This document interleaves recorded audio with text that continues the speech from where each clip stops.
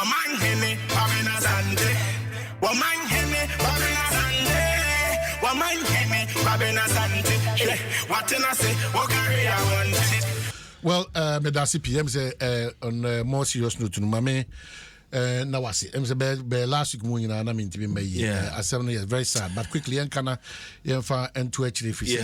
God knows best. The chief executive, Johnny's Food and Meat Complex, a Freddie Jefamco, or Medina.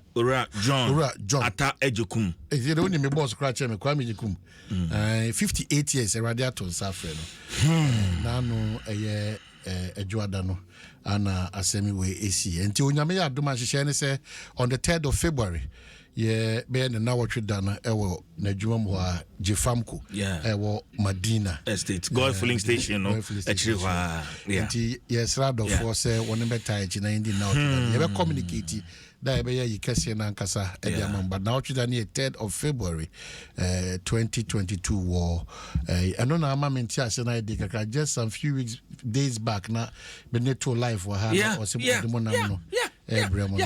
baby out here now friend so see emergenam na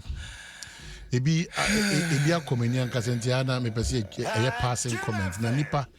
debi ade ka say the impact that we leave behind it's say nipa wu but the impact you leave behind is always important so what as enti the koba ye nyina na dem pese me hye nyina ye nkran me ani da ho ne say ye nse hweye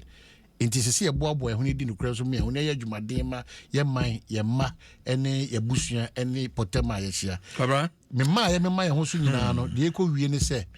ye nyina ye kwa asase ba ko ye kwa ase ye kwa so ne se atemu bi wo a eda ye nima ye be kwa kubusa ko enti mesre anopa nyi preaching sem anopa ni se mi ankasa mi nua madamfo me boss era Kwame Jukum, Chief Executive Jefamco, 3rd of February. And on the brighter side of life, you be depending more on. But the number meaning number the chopper and de Abasubodie. Abasubodie de Kwama engineer Christian in T. Meshana Abasubodie as say last Friday, me ba ekusi senju me so. Me combine or no with the road minister. I can say offer Amakwata. Yes, Amakwata Edikan no Okot interchanges or cars ordinance kaka na me anim the queen. One of the areas are some months back Ombeka so much as no mon chase na enimeti mesi me boaka tema PTC honum no interchange the rate at which adjuman so interesting. Again, Kaswan so they've been able to take off the load na air traffic amount for say ewo home man bros na da obiri ebo of temple obedi adanse ewo egosi say Kaswa kwan no emu ada ho ye Tobut hono you mean Tobut hono I think last weekend was a bisa no this adwuma no ewo emu ada ho enti da Mr. Engineer Christian in TRC because I understand he's the chief executive Ghana Highways baby obiano ya chia o yenimu ni kwansi ehun so o ye adwuma pa no ye bo abaso se bere so na adwuma no sinto abam na ye ka ayama mu nkogina baby nkase bia ye ne mu nkof ne pepepa na se say de ye bo abaso apart from that about highways no so no the checks are also indicating say woman sachraye kese e ba Ghana Highways nti yesrew we always ask for more nti engineer Christian inti ono sector minister ene mpemfo amoho nyina Alhaji Abbas mo kaka nyina no yese mo nkoso nya adwuma pama Ghana akwan ahodo akaka nyina na yehu se mfonyini no mo de bi bre mfoni bibia ekokama ama edi adanse se mo bo adwuma year of roots mo man reflect na bibia ekokama emfaman de toso biem so ye ene wantwi abeto yadisua won sensemu mesra de ba kwa me ma hyeme pa na yese achechefo no ekase nkitahudie nwie peyo entimi ankoso yi ana ni se trimester o se semester o se semester ai wonwona ai woso mesre me pese me kase education ministry ni education service no omunim de omuye there be no, but from all their communication, they it looks like they know what they are doing. Na until I make say unim de wo ye nkwa de nipa oni ombedi djuma no so bo so bo say esan se unim de wo ye nanka be ye fese nka oni ye betime dinkita ho isin to be any you tag for katua ho sensem ne all those relevant matters in the educational sector. I feel that if we start approaching issues with a very patriotic mindset yebenya a conclusion to this matter because ene yema yenananom ye offer asenom bibnyoma na yenwona he ana ye kase ye kire ya adwene so amesre Ghana for debi ameka enye didi attempt we are copying blindly. A didi attempt doesn't solve problems so who did you be attempt unsolve problem na down say you tag for omo ahwenhiem omo hia say aban betimi di eni dia enya homa so kasa debi enya didi attempt that na me kan say enya didi attempt so atesne kasa enchire buo na for sebi so atesne me bo Professor Jampo Credit me boni dey say na no ye bi ode me ma aban mu mpemfo ne ankrankra bi no even though wo ekwanya say ultimate kan de wo pe but wanu ye ne enye papa so atesne sa so na aban so wo anamo asise utu na omenye hu sampa wo ye no kwafo sa aban hyase edefe edada ne mamufo a eho na ya na empedodo na no etimiri kasa ensem fatane ebufu ede eba nti omunsi nkonwa ni manim ya na omum tempo omuntimi entusa na mo afei ne kra no yona atu enuanom a wono apiati no mesre yen sentrofo no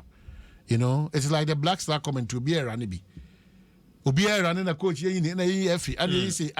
the problem of this country in terms of Black Stars I'm asking says starless the satellites they matures no more graduate article Black Stars how effective are those things structures what form say our investment in football by how are those structures being catered for it and same baby on my Ghana a baby and I knee jerk reaction pretty cricket na fi ya asemna sakoda enti apiate o say whatever no ye ma abusuafo ni kuro no ne nananom ne Ghana fo yina ye me ho ya akono na ye gie di say apart from lands ministry era aye abu Samuel Abu Jinapo ono anamonto quick bi abana chese anibra bem this time enti some hairs will roll let me borrow from Kwaku I know hope enti apart from ono no soldier police for fire for all other investigative agencies omo ye adwuma nyina no omo fa no kredi o hareso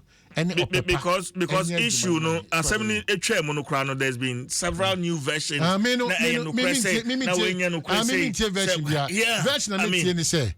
on wie no mo de omo nkrata nyina to dwa addition be fref because dey be ameka Central Market KJT Market Asafo Market gas atomic gas atotonium atom ya bebre report ni nyina no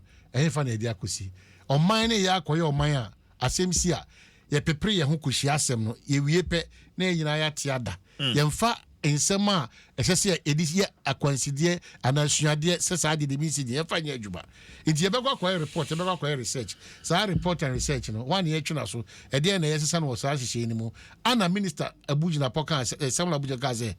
edin komaba e kire say the whole regime of transporting explosive to various sites no we have to relook at it again enti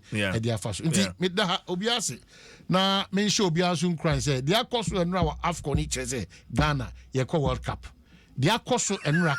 e wa Afcon ebi adanse pefi say Ghana ye ko World Cup e dey na koso man hwe bi hwe kai Nigeria they say the ball say all form me say dia koso no ye be fight ebitakum Nigeria betimi asem ye be fight ebitakum for ni say Nigeria ye betimi asem Nigeria for ye no be playoffs no ye betimi hwe kai Ghana Blaster ye frɛ ho tabitakum ye no be ko pepe achia ne mui Ghana Blaster ye ko World Cup Ghana Blaster ye do World Cup Ghana Blaster last but one KJ Cup